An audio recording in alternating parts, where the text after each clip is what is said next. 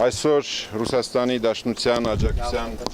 ծրագրի շրջանակներում արդեն երկրորդ շարժական կլինիկան է բացվում։ Գիտեք, որ 2 տարի արդեն Հայաստանում աշխատում է առաջի կլինիկան եւ այս կլինիկայի շնորհիվ մեզ հաջողվել է բավականին առաջ գնալ Միավդիայի հակազդման ծրագրի ընդհանուր գործընթացում։ Գիտեք, որ այդ գործընթացը միջազգայինորեն ճանաչվել է Հայաստանում,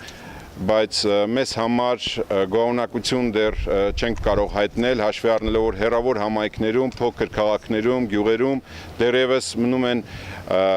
ոչ հասանելի այդ օգնության սկզբունքները, այդ բարձր տեխնոլոգիական գործընթացները, ուստի նման կլինիկայի առկայությունը թույլ կտա ել ավելի հասանելի դարձնել այս օգնությունը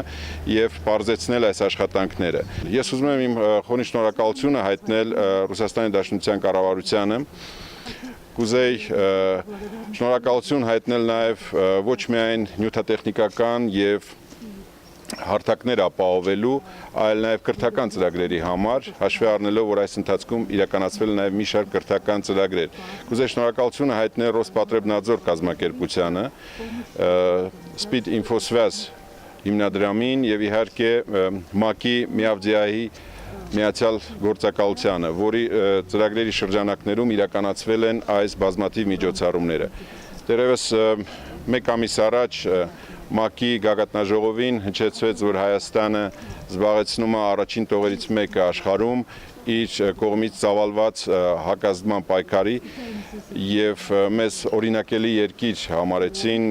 ցույց դրեցին աշխարհին, թե ինչպես է պետք հակազդել նման արավիրքին, ինչպիսին է ԴԻԱ-ը։